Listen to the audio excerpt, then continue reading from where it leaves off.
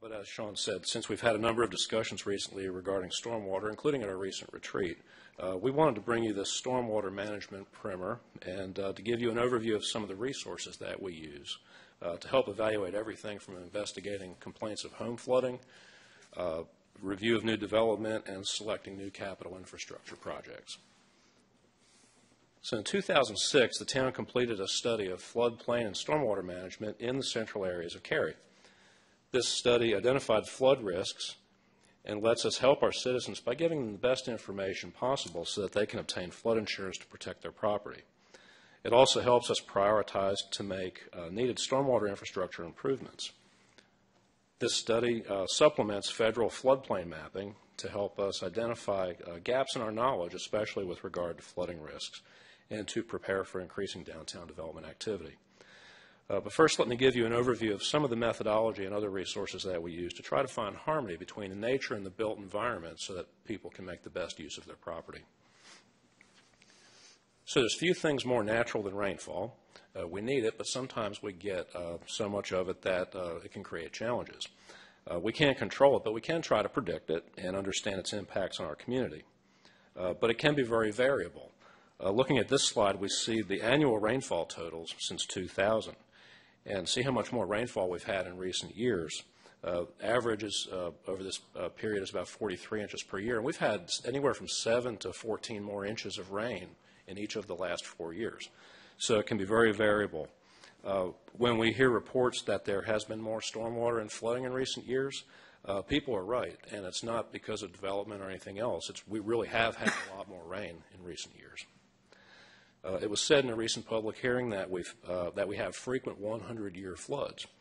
And this is at the same time, it's a very seemingly simple metric, but it's also very complex and difficult to get your head around sometimes.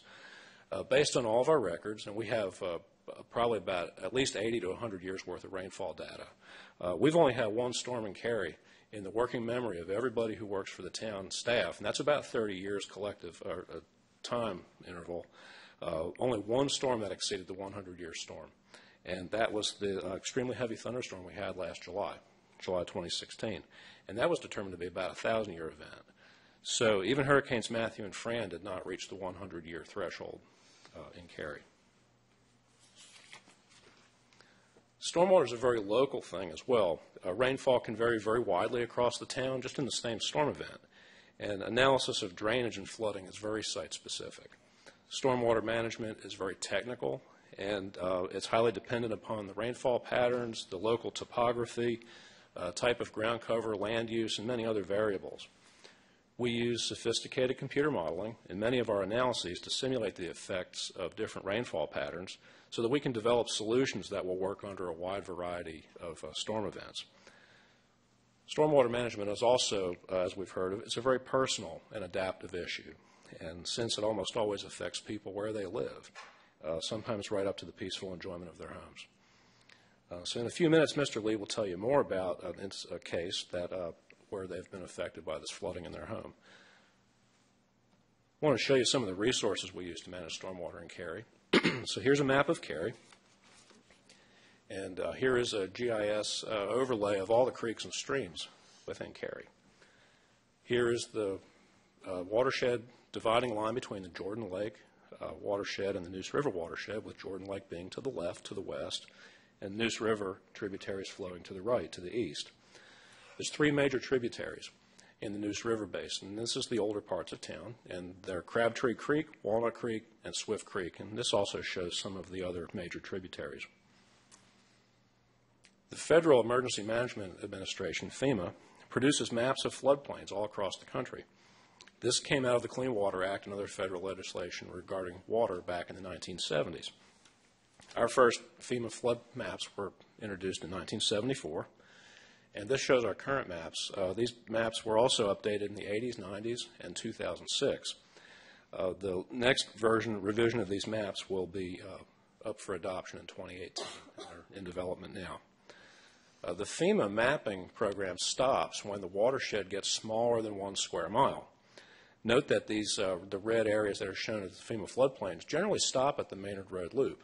That's because the watersheds within the Maynard Road Loop are fairly small.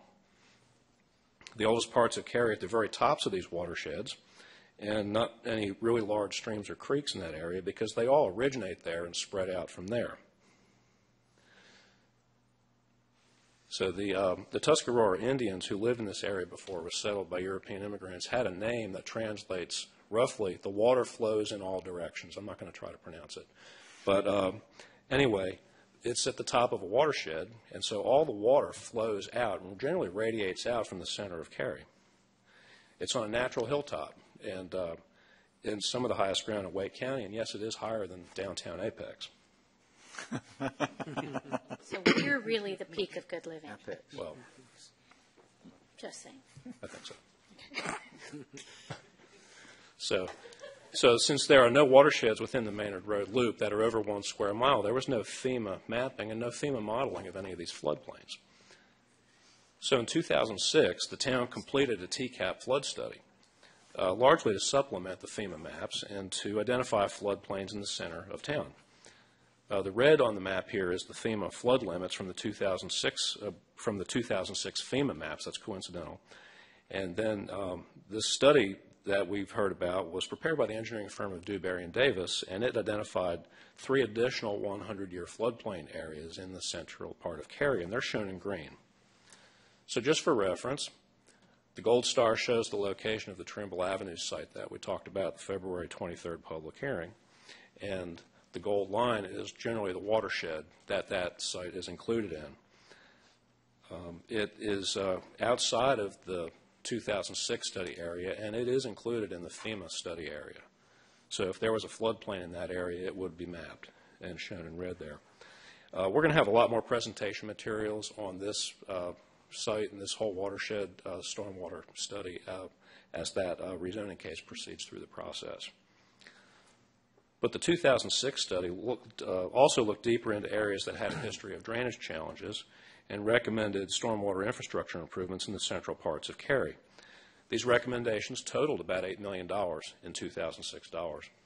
So it was recently said that the town had not addressed any of the recommendations of this study, but in fact we have completed many projects, about 20 projects that are included in these areas indicated on the map, several of them very significant, in I'll say the TCAP-ish area to improve the situation for people who live and work there.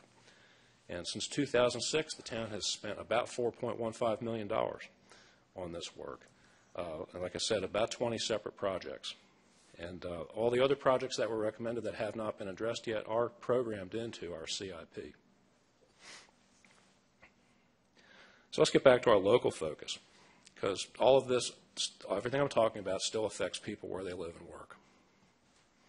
The 2006 study also identified about 180 primary structures and about 60 accessory structures that are located within these floodplains in areas that were previously unmapped.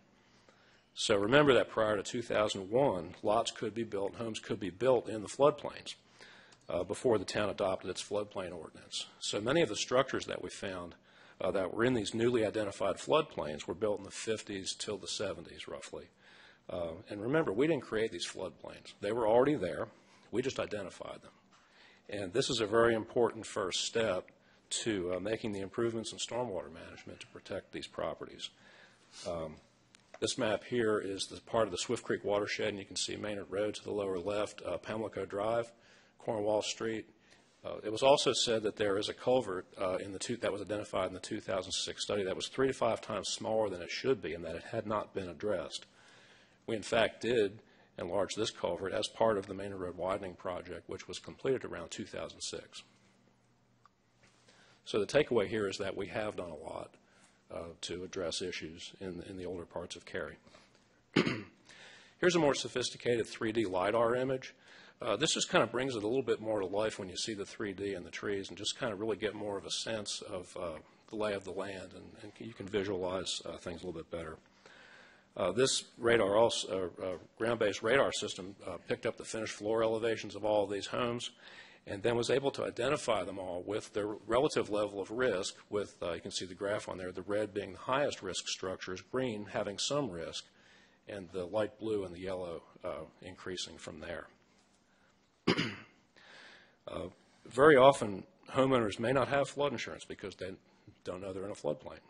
So all of this study, this 2006 study and its results, has helped us help our citizens by educating them and giving them the information so that they can make decisions to provide the coverage that they need to protect themselves from unknown hazards that were previously unknown.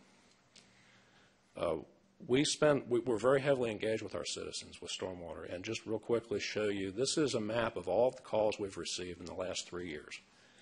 Many different reasons why people call us about stormwater, but just to give you a sense, some of these are easy, some of these are very difficult, but this is the calls we get, and they're pretty well distributed across town.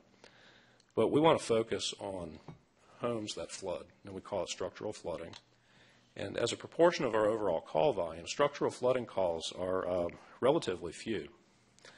However, these are probably the most important, so they're a very high priority for us. From this map, we can see that most of the cases are in the oldest parts of town, and almost always all involve homes that were built before the floodplain ordinance went into effect. So many of these cases have already been addressed. We've made improvements in public infrastructure. We've referred people to FEMA for some satisfactory outcomes. And we've also purchased a number of homes when that was the best option to do. So most of these cases have been addressed. However, there are still quite a few that we're still actively working with. We clearly understand that you expect us to work with our citizens, and we do that. And I'll just say that we have the expertise to do it. Your professional staff cares very much about doing the best we can to serve our citizens. And we know that there will be other cases that we're working on now that we will be bringing back to you in the near future for recommendations for action. And just to conclude, we know that we'll be facing more of these type situations as we work through cases that we're developing now and working with homeowners. We'll see more things, too, as infrastructure ages and possibly even as watersheds change with more infill and redevelopment in the future.